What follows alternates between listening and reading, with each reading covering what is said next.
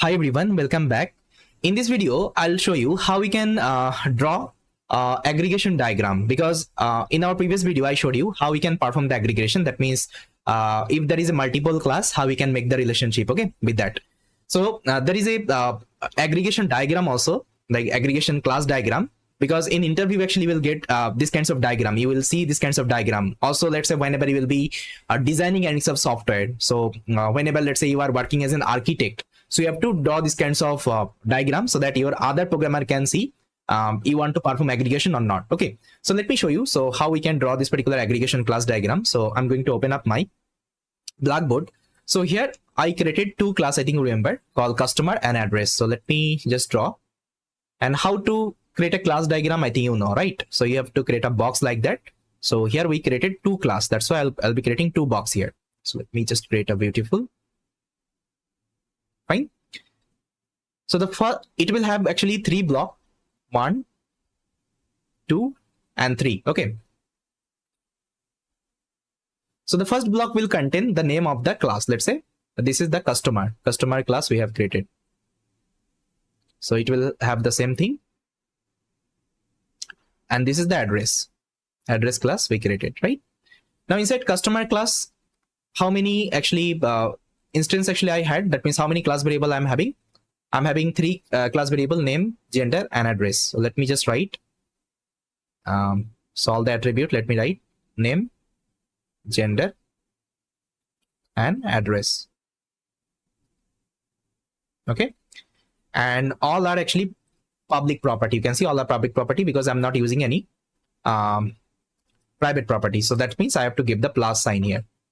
Okay, and what is the method property here? Okay, so you can see inside class I'm having only one method called print info. So let me just write it here, print underscore info. This is a method, and again it's a public one. Now inside address, how many instance I'm having? That means how many attribute I'm having? I'm having 3 attribute: city, pin, and state. So let me just write city, pin, and state. And here city is the private, because you can see city is the private here. City is the private, and all of the attribute are public. Okay. Now how many function you written? That means how many method? Only one method called get city. So let me just write plus get city, because again it's a public one, right? Get city. Okay. So these two class I created. Now see, whenever you will see these kinds of symbol, so here you will get something called one diamond shape. So let me just draw. So you will get this diamond shape. Okay, diamond shape.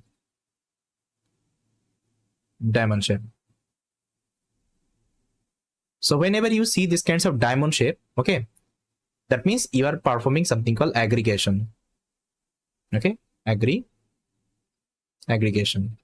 Okay, aggregation. That means customer class owns the address class. So whoever having this particular diamond, that means this particular class owns other class. This is the idea. Okay, this is the idea you have to always remember. And this is called actually aggregation diagram. Okay, aggregation class diagram. Okay, so in interview you might see these kinds of actually diagram, and that time you have to answer. Okay, like that time actually you have to design the program like that. So if you are getting this kinds of diagram, that means you have to design the program in that way. Okay, so just try to make a habit whenever you are trying to create any kinds of class, and whenever you are performing aggregation, inheritance, anything. Okay, just try to draw the diagram as well, because this helps a lot actually to understand your software. Okay, how you have designed the software and all. Okay, this is the idea. So yes, this is all about our aggregation class diagram. I hope you got it. Thank you so much.